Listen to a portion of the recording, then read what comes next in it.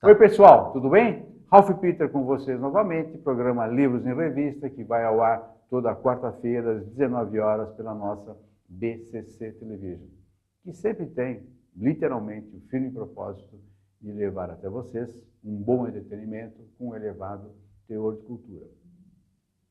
Cultura esta interessantíssima que vai acontecer em momentinhos aqui. Nós estamos com um autor renomado, uma pessoa ilustre, absolutamente ilibada, como todo bom juiz precisa ser. O Dr. Marcos Mayrton está ao nosso lado, privilegiando o nosso ambiente. Antes de passar diretamente para ele, eu gostaria de pedir, na realidade, pedir encarecidamente a vocês que lembrem-se de uma coisa.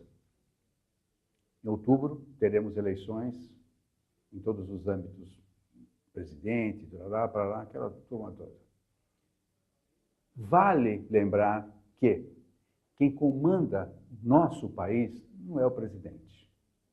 Quem comanda o nosso país, quem faz as leis que eu, você e até o juiz que está aqui ao nosso lado deve se pautar, são o deputado federal, os deputados federais, deputados federais, né? Federais. E os... É porque federação é uma só, né? Eu sempre faço confusão com isso. E os senhores ilustres, isso é uma ironia, ilustres é uma ironia, senhores senadores.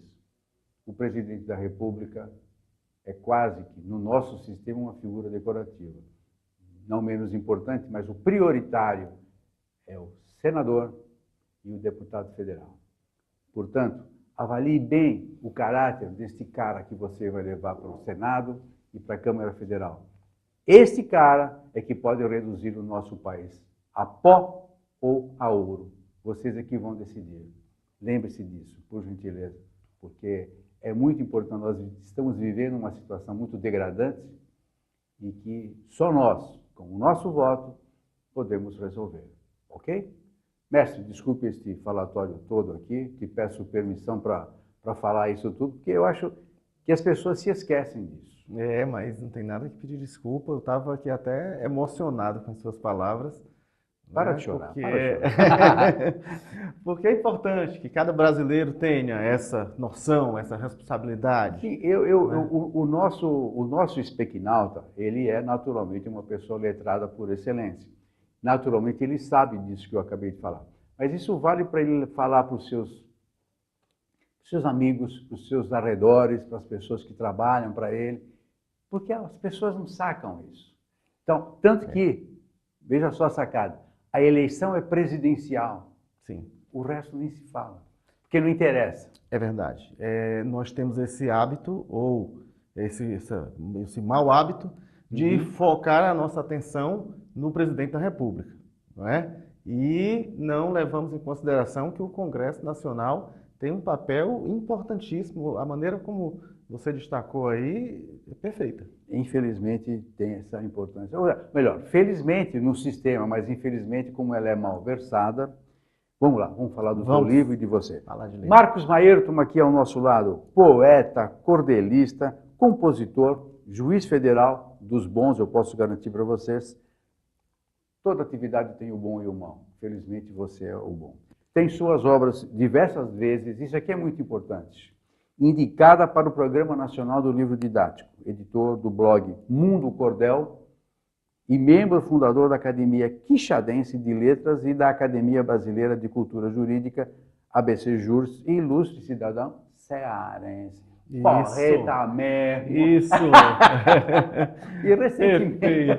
E recentemente editou um livro interessantíssimo que, a priori, faz com que a gente ria. E depois, quando você lê uma segunda vez, ou mesmo a mesma página, faz com que a gente pense, reflita naquilo que, a princípio, parece uma ironia, uma gozação ou um mero desabafo. Breve Anotações de um Andarilho, pela editora IMEF. De onde é essa editora? É de Fortaleza. Fortaleza. Essa editora... Aldeota, né? O bairro é Aldeota, se sim, me fala a memória, é isso, né? É. Isso mesmo. Mestre, aceitei? Acertou. Acertei? Acertou. Porque eu li, o teu livro é interessantíssimo. Bom, primeiro, capa dura é um belíssimo presente, diga-se de passagem, para quem tem bom gosto. Porque não é para qualquer um que você pode dar um livro que você editou. Uhum. Você sabe disso. Não tô querendo evitar a venda, pelo contrário. Uhum. É um livro muito interessante, como eu já falei, porque depois tem alguns aqui que eu quero que você explique. Sim. Alguns. Cada folha tem um poema que significa alguma coisa. Mas olha, eu morri de rir. Você falou, não, peraí, o Marcos é um cara sério. Opa! O Marcos é um cara sério, porém bem-humorado. Não, eu estou falando é um cara sério porque eu o conheci agora, quando ele veio ao programa. Nós só falamos ao telefone uma Sim, vez. uma vez. E por telefone a gente saca que tipo de papo você tem, que tipo de profundidade cultural você adquiriu nessa tua pouca trajetória de vida. Mas é interessante que eu justamente li, eu morri de rir e falei, peraí, tem alguma coisa por debaixo desse tapete. Deixa eu dar uma olhadinha. E é isso mesmo, não é, mestre? Vamos lá, fala do livro, por favor. O que o nosso espequinalta vai encontrar com o teu livro? Essa é a pergunta padrão. Né? Ah, tá certo. Bem, o livro, Breves Anotações de um Andarilho, né, Ralf? Eu tento transmitir, através do título, eu tento anunciar do que trata o livro. São realmente breves anotações, né? São textos breves e, como você muito bem identificou, por um lado, você encontra alguma coisa bem humorada, você pode dar umas boas risadas, e por outro lado, encontra determinadas reflexões para a vida toda. Então, eu costumo realmente dizer que esta é uma obra que você não deve ler só uma vez, e nem leve de uma vez só, né? Você deve, de vez em quando, abre numa página aleatória e ler, que você vai encontrar alguma coisa que dá certo com aquele seu momento. Então, dependendo do momento que a pessoa leia, ela pode achar mais divertida ou pode achar que tem mais reflexão. Mas é uma característica dos microcontos, né? O livro, para quem está nos assistindo, ele é um livro de microcontos. São 70 microcontos. Cada um deles tem uma ilustração correspondente. Muito bonita, por sinal. Ficaram muito bonitas. bonitas. Né? Diferente. Quem é ilustrador mesmo? Valdério Costa. Valdério Costa é um artista plástico de Brasília e que se tornou meu parceiro nessa obra, porque eu entreguei os textos para ele e deixei ele à vontade. Eu digo, Valdério, eu não quero ilustrações óbvias, eu quero que você solte a sua criatividade. E ele entendeu o recado e fez essas ilustrações. Então, ficaram 70 microcontos com as correspondentes ilustrações. E os microcontos, como você sabe, são histórias contadas com uma quantidade pequena de palavras e que, por causa disso, deixam um espaço muito grande para o leitor completar com suas próprias impressões. Ele interpreta, né? Ele interpreta. Ainda ontem, eu estava comentando isso com alguns amigos ligados à cultura e dizendo que toda obra literária ela é incompleta, né? Ela só se completa quando alguém lê e coloca naquela leitura as suas próprias impressões, experiência de vida, sua ideologia. Então a obra se completa. Sim, tanto que se você lê o livro 2 vezes em um lapso temporal de 10 anos, a interpretação é outra. Totalmente diferente, não é? Você amealhou o conhecimento. Exatamente. E tal, por aí. E o microconto, por ser muito sintético, ele deixa um espaço bem maior para que o leitor desenvolva essa leitura, né? Há quem diga, inclusive, que é uma leitura mais difícil, porque o autor entrega pouco material para que o leitor desenvolva a sua interpretação, né? Olha, então, eu não achei difícil a leitura, pelo contrário, justamente, tem uma certa dualidade, não dubialidade. Como eu falei no começo, você morre de rir, algumas. Tem aquela que o sujeito pergunta, pô, mas você anda tanto assim, não é exatamente isso, você anda tanto assim com uma mochila nas costas, por que você não vai de carro? Porque o carro é muito mais pesado. Essa delirei, quase que eu caí da cadeira. Porque eu muitas vezes faço esse tipo de brincadeira, mas você fez uma brincadeira com uma certa seriedade. Eu entendi nessa aí. Conta, como é mesmo? Como é Esse microconto chama-se Bagagem. Bagagem. Não é? Até escrevi aqui. Bagagem, Bagagem.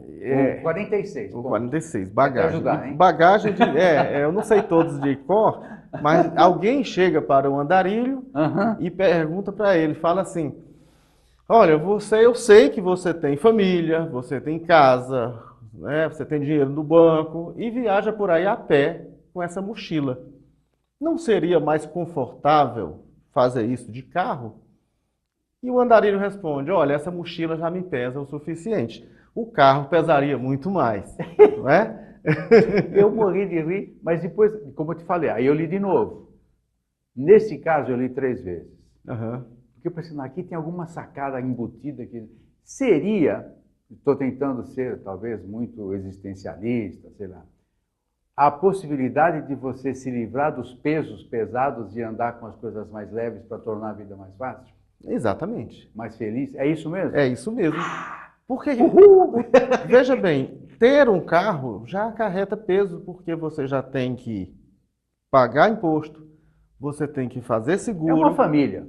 É uma família. É uma família. É pelo menos um membro a mais da família. Carro pequeno ou grande é uma família. Então, ter um carro já é um peso a mais. E se você pega aqui o metrô, vai lá do outro lado da cidade, volta, você foi e voltou, não teve maiores preocupações. Se você vai dirigindo, aí se preocupa se não vai bater, ou se alguém vai bater em você, ou se você passa no sinal vermelho, se vai achar o estacionamento, se vai achar o estacionamento. Então, o transporte, ele tem uma série de pesos para carregar que não vão dentro da mochila, mas eles acarretam esse peso. E o andarilho, nosso personagem, ele é extremamente livre, né? Quanto menos coisas para ele carregar, melhor. Não, e ele está sempre em movimento, né? Sim. Está sempre em movimento.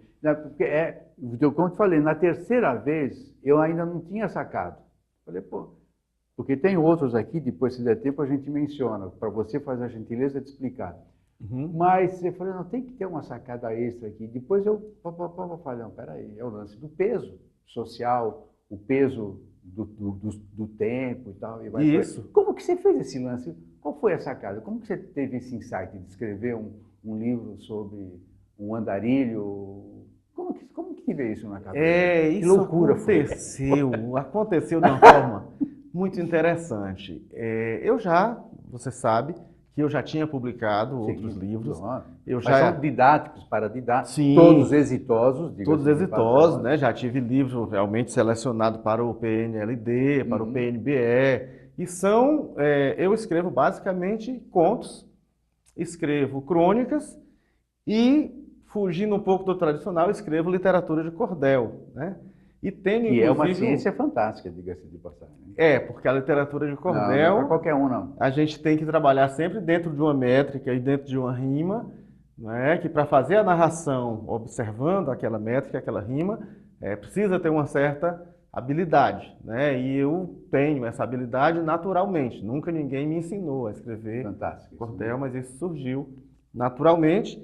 E tenho um orgulho de dizer que sou um dos poucos cordelistas que escreve ficção em cordel, né? Então, tem cordelista que faz a adaptação de romances, o cotidiano, né? Faz uma homenagem a determinado fato, né? E eu estou entre aqueles que escrevem ficção. Eu crio realmente um enredo e conto tudo aquilo em verso. Pois bem, então estava eu escrevendo essas coisas quando resolvi ingressar no mundo das redes sociais.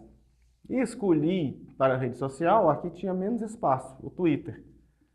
Mas eu fiquei sem saber o que eu ia dizer ali. Eu vi, as pessoas falavam da sua vida, criticavam os políticos. Palavras, eram 140. Agora são 280. 280 caracteres. Caracteres, Eu nunca usei o Twitter, por isso eu estou falando. Pois mas aí quando eu ingressei, eu digo, a única coisa que eu sei fazer é contar histórias. Como é que eu vou contar histórias em 140 caracteres? E aí foi que veio o desafio do microconto. Digo, não, eu vou fazer um esforço de síntese que a história caiba em 140 caracteres. Quanto tempo faz isso? Isso faz, eu comecei tem uns 4 anos. Então tem muito a melhorar, hein? Sim. Mas o Twitter facilitou a minha vida. Que audácia. Eu estou brincando, naturalmente. Não, Eles sabem que eu estou brincando. E o Twitter me facilitou a vida, que depois de uns 2 anos para cá, ele dobrou o espaço para 280 caracteres. Aí virou um luxo. E você não se perdeu? E agora? Não deu crise de identidade? Pô? Não, pelo contrário. Aí ficou bem melhor, né? Aí com 280 foi um tamanho bom, não precisa mais do que isso, né? Embora a categoria microconto permita até meia página pode se considerar um microconto. Desculpe, e o andarilho você classifica como um gesto cínico, na boa, hein? Um gesto cínico. Como que você classifica a obra para o nosso espequinauta entender efetivamente, ir lá na livraria e adquirir? A obra, né? Porque o andarilho não é o personagem, e sim o livro. Não, a né? obra como um todo. A obra né? como um Como todo. você classifica? Eu... Faixa etária, essas coisas. É tudo para qualquer um. Né? Não, a faixa etária realmente é bem ampla. Está liberada. Né? Está Aliás, liberado. diga-se de passagem, não tem um palavrãozinho, não tem um sentido mais jocoso ou chulo. É tudo com extremo bom gosto. E eles sabem que eu não indico nada daquilo que eu não tenha convivido, não tenha sentido. E quanto a isso, Rafa, eu sou muito cuidadoso também. É um livro fantástico, como já falei para vocês, capa dura, com uma ilustração muito diferenciada, e Valdério, né? Valdério. O Valdério fez. Eu falo Valdério como se eu conhecesse. Cara. E que é um excelente presente, é um livro para você ter, como ele falou, tenha à mão, um dia qualquer você, tipo o I Ching, você abre, lê e absorve alguma explicação, algum ensinamento, ou você desabrocha para alguma outra coisa. É muito legal. Termina. Bem, então eu classifico como um livro que convida a reflexões a partir de coisas cotidianas. A partir de situações simples do dia a dia, a gente consegue identificar momentos que permitem uma reflexão para a vida toda. Então é dessa maneira que eu vejo. Só um detalhe, você perguntou faixa etária. Quando eu terminei de escrever e juntar com as... Não, foi um exemplo que eu dei. Pode falar da faixa etária, se você identificar. Não, é que houve uma coisa interessante nisso aí. É que depois do livro escrito e ilustrado, nós levamos num designer, que foi o Haroldo Brito, que foi quem construiu realmente o livro, e eu levei a editora IMEP, mostrei para a Lucinda, que é a nossa chefe lá da editora, e a Lucinda Marques, eu levei para ela já meio assim, olha, Lucinda, o livro não está no padrão dos livros paradidáticos que você costuma editar, tem livro meu editado, tudo. Mas eu tinha que lhe mostrar, né? E aí mostrei só o boneco, né? O esboço, né? O esboço do livro. E ela olhou o livro e disse, pelo amor de Deus, é nóis. É nóis. Esse livro eu vou publicar o livro. Eu digo, olha, Lucindo, o livro vai ficar um pouco mais caro porque ele tem capa dura, ilustração. Não quero saber. O que torna o livro mais caro é a ilustração, não a capa dura. Né? Pois é. Mas ela disse, não, o livro é nosso e pronto. E olha, assim pegou e editou o livro, já mostrou nas escolas e o interesse que despertou foi de professores para utilizar o livro, inclusive para o pessoal do ensino médio, como uma abertura de um determinado assunto. Então, lê um microconto e abre para o debate. Não só o debate, hein? Desculpe te interromper. Não, sem problema. Estou muito juvenil hoje. Desculpe o corpo presente também, você dá lições de portuguesa. A maneira como você escreve, um professor de português bom vai literalmente tripudiar em cima das coisas que você escreveu. Ali você tem um manancial para ensinar. Eu tinha um professor no ginásio, né, que a gente chamava anteriormente, que ele, de cara limpa, professor de português, foi o que me valeu passar no vestibular, por sinal. Ele perguntou, o que vocês querem analisar hoje? Aí eu, palavra tal. Ele dissecava a palavra. Você saía de lá, inclusive, fazendo redação, como a gente chamava antigamente, redação com a palavra que foi escolhida. E eu acho que um professor vai fazer a mesma coisa com o que você escreveu. Abre uma página aí. Se o cara for bom. Sim. Se o cara for bom. Se for médio, não vai entender o assunto, não vai entender a tua mensagem. Mas você dá, literalmente você dá aula de português ali. Sei que não foi essa a intenção. Não foi. Não foi essa a mas intenção. Os professores que têm manuseado o livro, eles têm se interessado muito pelo livro. Mas pelo linguajar ou pelas hipóteses que estão formuladas ali? Eles fazem, digamos assim, eles gostam dos temas que são abordados, falam que os temas são bastante variados. Sim. Não, então, olha, esse exemplo que você deu, já teve um professor que falou, olha, se eu pego qualquer página e digo para os meus alunos, olha, leia esse microconto e escreva uma redação sobre este tema, puxa vida, é excelente para esse então, tipo de atividade. Então os caras já estão fazendo isso, que legal. Já estão fazendo. E acreditem, eu não sabia disso. Isso surgiu agora no papo de boteco aqui, que como eu gosto de falar que é. Bom, deixa eu analisar, tem um que eu achei fantástico, que é o Luz. Você lembra dele? Lembro dele, ele abre o livro. O primeiro. Está aqui na página 8, é o primeiro. É o primeiro. Olha, é de uma profundidade a toda prova. É verdade. Por favor. É verdade, né? Luz, não, verdade. Quando eu li aquilo, eu não precisei ler a segunda vez. Aquilo foi, putz, que fantástico. O cara tem uma profundidade, desculpe o termo cara, mas foi como eu pensei. Fica à vontade. O cara é fantástico. O cara chegou aqui no âmago de uma questão que é profunda e seguramente norteia o sonho e os problemas de muito ser humano que... E eu descobri, por causa do livro, que muita gente não sabia disso. Muita gente, depois que leu o livro, porque é tão falou, óbvio, olha, né? Você me deu uma dica aqui, que agora eu faço isso e funciona. Então vai, não se esquive, fale. É o microconto que abre o livro, né? Luz, que diz assim, deitou, apagou a luz, fechou os olhos e viu tudo com absoluta clareza. Às vezes, a escuridão exterior é fundamental para iluminar o interior. Fantástico isso, né? Esse eu não precisei ler uma segunda vez. Porque nem todas as pessoas entendem isso e praticam isso muitas vezes, mas é tão óbvio. É igual você passar numa rua 4, 5 vezes e não lembra mais o nome da rua. Você não precisa ler a placa. É por aí, né? E às vezes é isso mesmo. Você só precisa de um instante, fecha os olhos, olha para dentro de si e você encontra, às vezes, soluções para problemas que parecem bem difíceis. Tem um aqui que é da página 12, que é profundo também, mas a maioria das pessoas já entenderam isso, felizmente. Cardíaco. Esse cabe não tem microconto ruim. Eu saquei alguns que me chamaram assim mais atenção, que foram, no meu modo de ver, ignorante que sou, mais impactantes. Né? Então vamos lá, o cardíaco. O cardíaco, ele tem uma brincadeira que permite pelo menos 2 interpretações, todas 2 absolutamente válidas, né?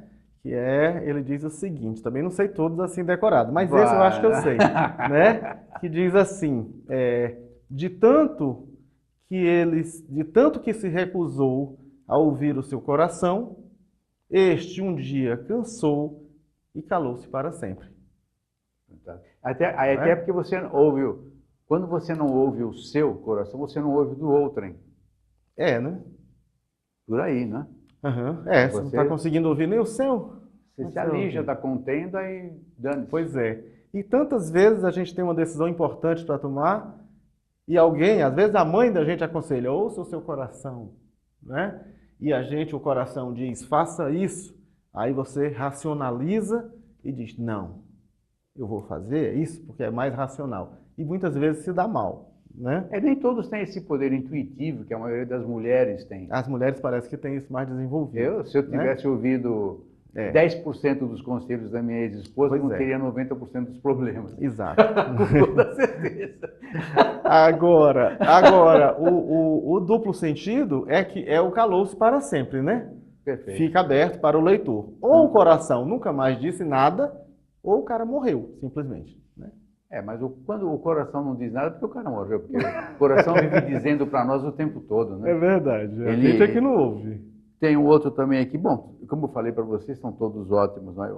O Fome Está na página Ah, 14. o Fome, ele é... Eu tenho que mandar os royalties pro meu pai, porque ele é inspirado em algo que o meu pai dizia. Meu pai, muito pobre, saiu da serra chamada Serra da Meruoca, que fica Meruoca? Serra da Meruoca, que fica Muito. pertinho, fica a 200 quilômetros de Fortaleza, pertinho de Sobral. E quando eles saíram, eu digo que eles deixaram de passar fome na serra para ir passar fome na cidade, né? Com a E ele, possibilidade de não passar mais, né? exatamente. E ele, muitas vezes, durante a minha vida, eu ouvi ele falar isso. Ele diz, olha, a situação lá em casa era tão difícil que se dissessem assim, vocês vão comer o pão que o diabo amassou, a gente ia brigar por um pedaço, né? Cada irmão ia Eu brigar fiquei por um emocionado pedaço. quando eu li isso aí. É, Né, essa também não precisou ler 2 vezes, mas eu fiquei, porque eu vi e sei que há muitas famílias nessa situação. Infelizmente é uma situação de gravame uhum, que permeia também pela nossa sociedade e que nós, eu e você, talvez possamos fazer coisa alguma com relação a isso. exato. Mas você já passou fome, pelo visto, eu também. Não, eu não passei, mas meu pai passou. Eu passei muitas vezes, então eu sei o que isso significa e me sinto muito impotente para ajudar as pessoas que estão passando por isso. Uhum. Mas o texto, se não me falha a memória, o pai chegou... Fala você, pai. O texto ele é simplesmente assim, né? Fome. Chamou os filhos e falou, comeremos o pão que o diabo amassou. E a meninada foi dormir feliz, acreditando que não passaria fome naquele dia. Fantástico isso. É isso aí. Que coisa dolorosa. Que coisa dolorosa, é bem dolorido esse aí. Não, quando eu li, olha, por pouco que não fui às lágrimas, porque realmente é muito impactante, né? Bom, vamos terminar com um gozadinho, Vamos lá. um brincalhão aqui, porque afinal de contas, estamos quase chorando aqui. Esse da fome é muito, me cortou o coração, me remontou a Priscas Eras. Vamos lá. Queda, na página 116. Lembra? Ah, Queda eu lembro. Ele é curtinho. Esse é para encerrar mesmo. Eles são 3 frases curtinhas, né? Que é, escorregou numa mentira. Não, tropeçou numa mentira. Escorregou numa desculpa esfarrapada e acabou caindo no ridículo. Fantástico isso, né? Porque quando você mente, normalmente você está sujeito a isso. Sempre. Quando você é descoberto, é um ridículo miserável. Mas e tem um detalhe, né? Se você é descoberto que você mentiu e você assume e pede perdão, pessoal, é verdade. Aí você ainda se sai razoavelmente. Mas quando você tenta uma desculpa... Mente em cima daquela. Mente em cima da mentira, inventa a desculpa e a desculpa não cola, aí não tem jeito, Fica você pior, né? cai literalmente no ridículo. Pior emenda que o soneto, né? Eu nem sei como surgiu isso, mas pior emenda que o soneto eu não tem nada a ver. Eu nunca entendi o que significa isso. Não, mas eu ouço isso desde criança. E às vezes eu derrapo e falo essa bobagem aí, não sei porquê. Mas, de fato, a pessoa que é pega numa mentira e tenta contar numa outra, e que também não cola, nossa, como fica pior isso? Pois é. E aí cai assim como você, juiz, veja só, vou aproveitar aqui. Fica à vontade. Eu fico muito cabreiro quando algum político, normalmente, é pego numa situação delituosa, não precisamos explicar o que é, aí ele se defende da seguinte maneira: bom, eu fiz, mas a prova é ilegal, então não vale. Como é que fica isso socialmente? Ou seja, você tem um ladrão, foi pego e tal, parará, todo mundo viu, todo mundo sabe, mas a prova foi obtida de maneira ilegal. Como é que fica isso? Eu entendo até que a prova tem que ser legal para preservar a sociedade como um todo, é como eu vejo. Exato. Mas, o cara foi pego ali na boca, com a mão na botija, com a boca na botija e tal. Exato. Mas a prova é legal, então não vale. Isso não é uma preservação de um ato delituoso para você, um acobertamento de um ato delituoso? Mas veja só, é melhor absolver um culpado do que condenar um inocente. O prejuízo é menor. Concordo. Então, diante realmente de uma prova obtida ilegalmente, juridicamente não se vai poder aplicar a punição. Mas como nós não temos só a esfera jurídica, nós temos também a esfera moral, aquela pessoa vai sofrer as consequências morais daquele ato. Você pensa que está na Suíça? Não. Você está no Brasil, você está lidando com o político brasileiro. Você tá Pois é, o problema da punição moral é que ela alcança só quem tem consciência, quem tem essa moral, né? Quem não tem, perfeito, vai sair feliz da vida, né? Então, com certeza. Vai fazer de novo. Vai fazer de novo, né? Vai. Meu caro, muito mesmo obrigado por ter vindo. Desejo que todas as forças benéficas do universo te mantenham assim, fluido, probo, ilibado, para que você continue não só a juizar direito, tanto quanto trazer para nós as coisas boas que você tem dentro da tua cabeça e que fluam do teu coração. Obrigado mesmo, de todo o coração. Você está literalmente abrilhantando o nosso espaço com a tua presença. Muito obrigado. Poxa, Rafa, muito obrigado. Eu é que fico agradecido. Pessoal, conversamos com Marcos Maírton. É isso mesmo? É isso Marcos mesmo. Maírton. Não, por causa do sobrenome, Maírton, Maírton. Eu nunca sei como se fala dele. Marcos Maírton, que trouxe ao mundo Breves Anotações de um Andarilho, que eu recomendo muitíssimo, além de ser um livro que vai te dar algum prazer de ler, efetivamente, vai fazer com que você reflita sobre as coisas todas que estão ao nosso derredor. Muito interessante, quanto mais não seja um belíssimo presente para você dar para um jovem. Criança não, eu não daria para criança, mas um jovem, a partir dos seus 16 anos, já pode ler, já pode entender. Os adultos, então, nem se fala. Pessoal, eu agradeço muito a presença de vocês, tanto quanto a presença tua. E olha, muito obrigado pela audiência, principalmente a paciência. Até a próxima. Tchau, tchau.